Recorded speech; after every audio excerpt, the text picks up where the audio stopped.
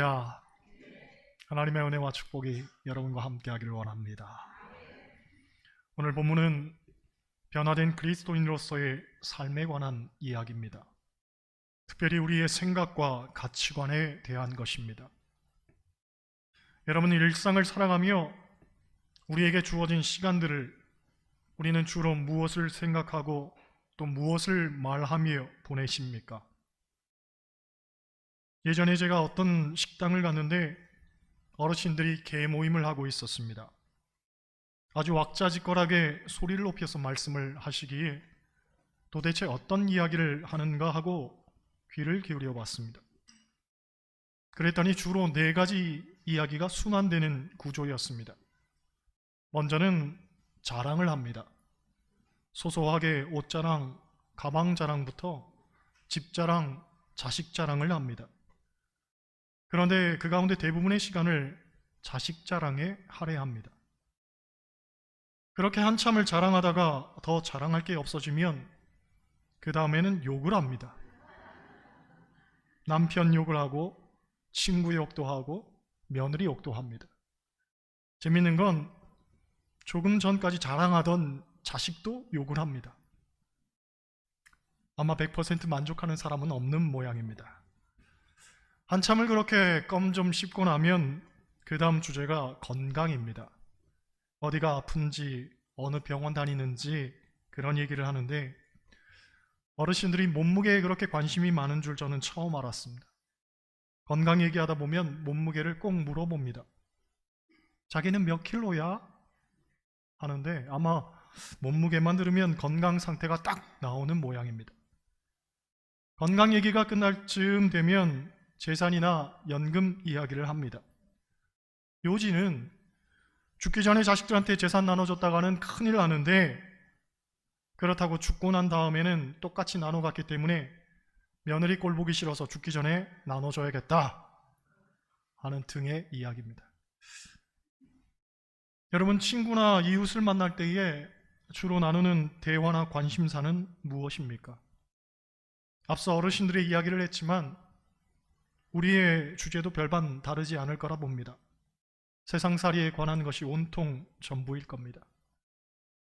그런데 사실 이것들은 삶을 영위하는 데 있어서 중차대한 문제이기도 합니다. 왜냐하면 삶을 잘 살아간다는 것이 쉽지 않기 때문에 그렇습니다. 제 친구 하나가 사업을 하는데 정말 누구보다 열심히 살았다고 자부하는 친구입니다. 그런데 늘 수익은 지출을 제하고 나면 남지를 않는다는 거죠. 더 문제는 그나마 수익의 지출을 빼서 0이 되는 제로섬 게임이면 다행인데 처음에 막대한 투자금이 들어갔기 때문에 실질적으로 출발은 엄청난 마이너스에서부터 했다는 거죠. 그러니 수익이 한창 올라가도 고점은 0에 가깝고 경기가 어려워지면 다시 마이너스로 곤두박질 치니 사실상 자기가 하고 있는 사업은 답이 없는 상황이라는 겁니다. 저에게 웃으면서 그 이야기를 하는데 속은 얼마나 시커멓게 타들어가 있을지 뻔한 겁니다. 안타깝게도 주변을 보면 다들 그렇게 살아갑니다. 고민과 걱정을 한아름 안고 살아갑니다. 아니, 어찌 보면 살아낸다는 표현이 더 적합할지도 모르겠습니다. 삶에는 무수한 어려움이 도사리고 있고 그 어려움을 타개해가는 것이 썩 부담스러운 것도 사실입니다. 그러니 인생을 좀 더 잘 살 수 있는 방법을 공유하는 것이 나쁜 것도 아니고 어쩌면 더 현명한 일일지도 모릅니다. 그래서 우리의 대화의 주요한 부분은 세상살이인 거죠. 무엇을 먹고 무엇을 마시고 무엇을 입을지 절대 이런 것들을 도외시할 수가 없는 겁니다. 다행인 것은 성경을 보면 이러한 우리네 인생을 하나님이 아신다고 말합니다. 마태복음 6장 32절을 보면 이렇게 말하죠. 너희 하늘아버지께서 이 모든 것이 너희에게 있어야 할 줄을 아시느니라. 그렇습니다. 우리가 삶에 대한 걱정을 하는 것이 나쁜 것은 아닙니다. 하나님도 이런 것들이 우리에게 있어야 할 것을 아신다고 했죠. 다만 중요한 것은 이것들이 우리 삶의 우선순위는 아니라는 겁니다. 보다 더 중요하고 더 궁극적이고 더 사모해야 할 가치가 있다는 거죠. 그것에 대해서 오늘 본문은 위의 것이란 표현을 쓰면서 땅의 것이 아니라 위의 것을 찾고 위의 것을 생각하라 하고 말합니다. 그렇다면 위의 것이란 무엇이겠습니까? 성경을 통해서 우리는 몇 가지를 생각해 볼 수가 있습니다. 먼저는 하나님 나라입니다. 곧 천국이죠. 여러분, 천국은 예수님께서 가르쳐 주신 곳입니다. 그곳은 상상 속에만 존재하는 허구의 나라가 아니라 실제하는 곳입니다. 예수님은 많은 비유를 두셨는데 그 비유 중에 상당 부분이 천국에 관한 것이었습니다.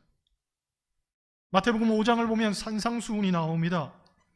예수님은 산상수훈의 첫 시작에서 팔복을 말씀하셨는데 이 8가지의 복을 나열하면 다음과 같습니다. 심령이 가난한 자는 복이 있나니 천국의 그들의 것이며, 애통하는 자는 복이 있나니 그들이 위로를 받을 것이며, 온유한 자는 복이 있나니 그들이 땅을 기업으로 받을 것이며, 의에 줄이고 목마른 자는 복이 있나니 그들이 배부를 것이며, 긍휼히 여기는 자는 복이 있나니 그들이 긍휼히 여김을 받을 것이며, 마음이 청결한 자는 복이 있나니 그들이 하나님을 볼 것이며, 화평하게 하는 자는 복이 있나니 그들이 하나님의 아들이라 일컬음을 받을 것이며, 의를 위하여 박해를 받은 자는 복이 있나니 천국이 그들의 것입니다. 이 팔복에서 우리가 눈여겨봐야 하는 것은 팔복을 시작하는 복과 팔복의 마지막 복이 똑같다는 거죠. 그 복이 무엇이냐면 천국이 그들의 것이라는 겁니다. 다시 말해 천국을 소유하는 복이 가장 귀하다는 겁니다. 여러분, 이 땅에서 배부르고 땅을 기업으로 얻고 사람들로부터 인정을 받고 칭찬을 받는 것도 물론 중요하지만 결국은 천국 가는 것이 가장 중요한 겁니다. 그래서 마태복음 13장을 보면 천국은 마치 밭에 감추인 보화와 같으므로 자기 소유를 다 팔아 그 밭을 사야 하고, 또 천국은 좋은 진주와 같으므로 자기의 소유를 다 팔아 그것을 사야 한다고 예수님께서는 말씀하셨습니다. 여기서 자기의 소유는 오늘 본문이 말하는 땅의 것으로 해석할 수 있습니다. 그런데 이 땅의 것을 다 팔아 위의 것을 사라는 말입니다. 즉 천국은 그렇게 해도 충분히 가치 있는 일이라는 거죠. 둘째로 위의 것이란 면류관을 말합니다. 성경이 말하는 면류관은 크게 5가지로 정의됩니다. 첫째, 썩지 않을 면류관입니다. 고린도전서 9장 25절을 보면 이런 말씀이 있습니다. 이기기를 다투는 자마다 모든 일에 절제하나니 저희는 썩을 면류관을 얻고자 하되 우리는 썩지 아니할 것을 얻고자 하노라. 과거 올림픽에서는 우승자에게 월궤관을 줬습니다. 그런데 이 월궤관은 만들기 시작한 그 시점부터 시들기 시작해서 결국은 말라버리게 되죠. 그런 겁니다. 이 세상에서 받는 면류관은 다 시들고 썩고 없어지는 것입니다. 그 세상의 성공과 세상의 영광은 다 시듭니다. 다 사라지는 것입니다. 하지만 우리 그리스도인이 받는 면류관은 시들지 않습니다. 영원한 것입니다. 둘째, 생명의 면류관입니다. 야고보서 1장 12절을 보면 이렇게 말합니다. 시험을 참는 자는 복이 있도다. 이것에 옳다 인정하심을 받은 후에 주께서 자기를 사랑하신 자들에게 약속하신 생명의 면류관을 얻을 것입니다. 그 생명의 면류관은 주님을 사랑하는 자들이 시험을 능히 참고 견뎌내서 주님께 충성했다는 표로 받는 거죠. 요한계시록 3장 10절에도 죽도록 충성하라, 그리하면 내가 생명의 면류관을 내게 주리니 하고 핍박과 환난을 당한 서모라 교회에 말씀하셨습니다. 셋째는 의의 면류관입니다. 디모데후서 4장 8절을 보면 이렇게 말합니다. 이제후로는 나를 위하여 의의 면류관이 예비되었으므로 주 곧 의로우신 재판장이 그날에 내게 주실 것이니 내게만 아니라 주의 나타나심을 사모하는 모든 자에게도니라. 즉 주님의 재림을 사모하면서 매일매일의 이 삶 속에서 의를 행하고 바르고 정직하게 살면 의의 면류관을 우리에게 주시겠다는 거죠. 넷째, 기쁨의 면류관입니다. 데살로니가후서 2장 19절 20절, 우리의 소망이나 기쁨이나 자랑의 면류관이 무엇이냐? 그의 강림하실 때 우리 주 예수 앞에 너희가 아니냐? 너희는 우리의 영광이요 기쁨이니라 하는 말씀이죠. 여러분, 이 기쁨의 면류관은 전도, 즉 영혼 구원의 상급으로 받는 겁니다. 빌립보서 4장 1절, 바울은 이런 말을 합니다. 그러므로 나의 사랑하고 사모하는 형제들, 나의 기쁨이요 면류관인 사랑하는 자들아, 이와 같이 주 안에서 서라. 곧 바울에게는 바울이 전도했던 모든 이들이 자기의 면류관이 되더라는 거죠. 여러분, 전도는 우리의 기쁨의 면류관인 줄 믿습니다. 다섯째, 영광의 면류관입니다. 베드로전서 5장 4절을 보면 이런 말씀 나옵니다. 그리하면 목자장이 나타나실 때에 시들지 아니하는 영광의 관을 얻으리라. 여기서 말하는 것은 세상에서 자기가 영광을 취하지 않고 영광을 온전히 주님께 돌린 사람이 받는 면류관을 뜻합니다. 즉, 하나님 일을 할 때에 우리는 겸손히 주님의 영광을 위해 충성하며 살아야 할 줄 믿습니다. 그리할 때 우리에게 영광의 면류관이 주어지는 거죠. 여러분, 이 5가지의 면류관은 우리 그리스도인들이 사모하고 또 종국에는 천국에서 받았어야 할 상급입니다. 이러한 것에 대한 분명한 영적 동기부여가 있어야 우리가 하나님이 기뻐하는 삶을 추동할 수가 있는 거죠. 셋째로, 위의 것이라 함은 보혜사 성령을 말합니다. 성경에서 보혜사란 말은 신약 성경에 4번 나옵니다. 그런데 이 본문들을 자세히 읽어보면 보혜사가 어떤 분인지에 대해서 우리가 잘 알 수가 있습니다. 먼저는 요한복음 14장 16절에 나옵니다. 내가 아버지께 구하겠으니 그가 또 다른 보혜사를 너희에게 주사 영원토록 너희와 함께 있게 하리니. 즉, 보혜사는 우리와 영원토록 함께 하시는 분이라는 겁니다. 두 번째로 요한복음 14장 26절 보면 이런 말씀이 있습니다. 보혜사 곧 아버지께서 내 이름으로 보내실 성령, 그가 너희에게 모든 것을 가르치고 내가 너희에게 말한 모든 것을 생각나게 하시리라. 즉, 보혜사는 주의 말씀을 우리에게 가르쳐 주시고 또 우리에게 생각나도록 도와주신다는 거죠. 때문에 성령 받은 사람의 특징은 말씀이 잘 들리고 잘 깨달아지고 그래서 삶에 잘 적용이 됩니다. 왜? 성령께서 우리를 도와주시니까. 여러분, 실상 이것은 사람의 의지적 차원이 아니라 성령의 영역입니다.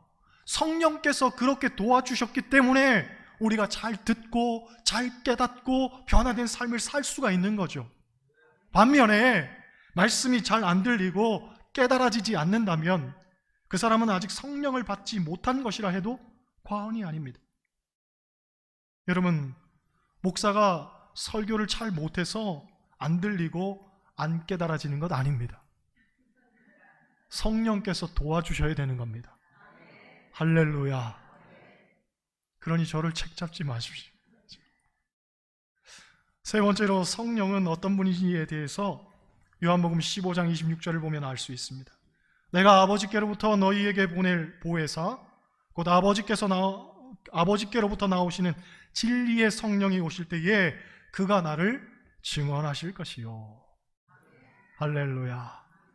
곧 보혜사 성령은 예수 그리스도를 증언하신다는 겁니다. 다시 말해 예수 그리스도를 구주로 고백하는 것도 성령이 깨닫게 하시고 도와주셔야지만 가능한 일이라는 거죠. 그러므로 나는 예수 그리스도를 구주로 믿습니다 라고 고백할 수 있는 분들은 다 성령을 받으신 줄 믿습니다. 그 고백도 성령이 도와주셨기 때문에 가능한 고백인 거죠.